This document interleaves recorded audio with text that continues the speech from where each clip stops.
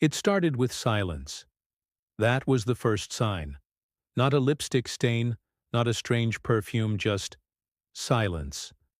Michael and Ava had been married for 8 years. Their life was a quiet rhythm. Coffee in the morning, long commutes, quick dinners, and then scrolling on their phones side by side on the couch. They weren't unhappy, not really. But the spark, that connection they once had faded into the background noise of their routine. Lately, though, Ava's silence felt different. It wasn't the silence of exhaustion anymore. It was guarded. One Saturday morning, Michael watched her pack her laptop. Her smile, when she gave him one, seemed forced, like she had to remember to do it. "You're working again today?" he asked. "Yeah, just finishing up a campaign," she replied, her eyes darting away from his.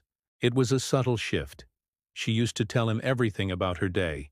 The annoying coworker, the demanding client, the funny joke someone told at lunch. Now her stories were vague and sanitized. "A coworker said this," or "We grabbed lunch as a team." The names were gone. The details were gone.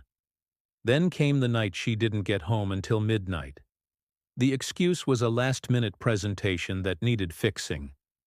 Michael tried to push the doubt away, telling himself not to read into it. But belief is a fragile thing, especially when love starts to limp. The real blow came 3 weeks later. His friend Ryan stopped by. Ryan was part of their inner circle, the life of every party, the dependable guy everyone loved. He and Ava had always gotten along. Michael had never seen it as anything more than friendship. They sat on the couch, watching the game, drinking beers, laughing just like old times. Everything felt normal until Ryan's phone buzzed on the coffee table. He glanced at it, and for a split second his expression changed, before he quickly flipped the screen face down. But Michael saw it. He saw the name that burned itself into his memory. Ava, followed by a lipstick kiss emoji. He didn't say a word. He didn't confront him. He just nodded along, pretending to be invested in the game, all while trying to ignore the tremor in his own hand. After Ryan left, Michael went to the kitchen.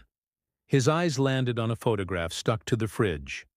The three of them on a camping trip 2 summers ago. Michael, Ava, and Ryan, arms slung around each other, beaming in the golden sunlight. But now, looking at it, Ryan's smile didn't look friendly. It looked victorious. The silence in the house suddenly felt deafening. The following Friday, Michael told Ava he had to work an overnight shift at the hospital. It was a lie. At 7:45 p.m., he parked his car 2 blocks from Ryan's apartment building. He cut the engine and sat there in the dark, his hands gripping the steering wheel so tightly his knuckles were white. For nearly an hour he tried to convince himself he was crazy, that he was making it all up. Then he saw her car. Ava's car. She got out wearing the beige coat he'd bought her for Christmas, glanced around cautiously, and then walked straight into Ryan's building. He just sat there, his heart pounding a frantic rhythm against his ribs. He waited. By 10 p.m., the waiting became unbearable. He got out of his car, walked to the building, and climbed the stairs. His footsteps felt unnaturally loud in the quiet hallway. He stood in front of Ryan's door and rang the bell. A muffled voice came from inside. "Who is it?" "Michael." Silence. Then the distinct sound of hurried footsteps, panicked whispers. The door creaked open. Ryan stood there, half-dressed, his face as pale as a ghost. "Hey man, this isn't—" "Where is she?" Michael's voice was quiet but dangerously steady. From behind Ryan, Ava appeared. Her eyes were wide, her face streaked with tears. She didn't say a word. She didn't have to. The truth hung thick and heavy in the air between them. Michael looked at her, a long, searching look. Then his eyes flickered to Ryan. "How long?" he asked. The silence was their answer. He gave a single, sharp nod, turned around, and walked away. He doesn't remember the drive home. He just remembers the sound of rain beginning to fall, hissing against the windshield, and a hollow ache settling deep in his chest, cold and heavy like a piece of metal. 2 days later, Ava came back to their house. Her hand shook as she placed her keys on the kitchen counter. "I'm sorry," she whispered, her voice cracking. Michael looked at her, his own voice devoid of emotion. "For what? For doing it? Or for getting caught?" Tears streamed down her face. "It wasn't supposed to happen. I was lonely, Michael. You were always gone. He was there." "Don't," he interrupted, cutting her off. "Don't you dare blame me because you couldn't face your own emptiness." She sobbed, a raw, broken sound. "I still love you." He stared at her, his voice dropping to a low whisper. "No. You love who I used to be. You love the man who made you feel alive. But that version of me, he died the moment you chose to lie." The next morning, she was gone. She packed her clothes, her books, and the photograph from the fridge.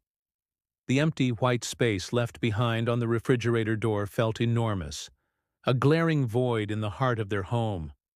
In the weeks that followed, the house was unbearably quiet. Every small sound was a ghost. The clink of a coffee mug, the hum of the heater, the creak of the floorboards, each one a reminder of what he had lost. He didn't hate her. He didn't even hate Ryan. He just felt nothing. It was as if they were strangers he once knew. Months passed. One evening there was a knock at the door. It was Ryan. He looked terrible. Thinner, with dark circles under his eyes. "She left me too," he said, his voice rough. "Moved out last week." Michael just stood there, saying nothing. Ryan swallowed, looking down at his feet. I wanted to tell you I'm sorry. I don't expect you to forgive me." Michael nodded slowly. "Then don't ask for it." And he gently closed the door. Slowly, Michael started to rebuild. He stopped replaying the betrayal in his mind. He started taking long walks after work, just breathing in the crisp evening air, as if he were learning to experience the world all over again. Sometimes he'd see a couple holding hands, and a flicker of sadness would pass through him. He'd wonder how many of them were happy, and how many were just pretending. Eventually, he met someone. A woman from the hospital named Elise. She was quiet, gentle, and honest. Her presence was steady, a calm port in his storm. They started with coffee, which turned into dinners, which turned into shared laughter that felt real and unforced. One night, they were cooking together in his kitchen. Elise glanced at the empty space on his fridge. "You should put something there," she said with a soft smile. Michael looked at it, that bare spot where a photo once hung like a scar. He thought about the past, the pain, and then he looked at Elise, at the new beginning standing right in front of him. "Yeah," he said, a genuine smile touching his lips for the first time in a long while. "Maybe one day." And as he said it, he realized he truly meant it. Thank you so much for watching. If this story resonated with you, please consider liking the video and subscribing to the channel for more content like this. We'll see you in the next one.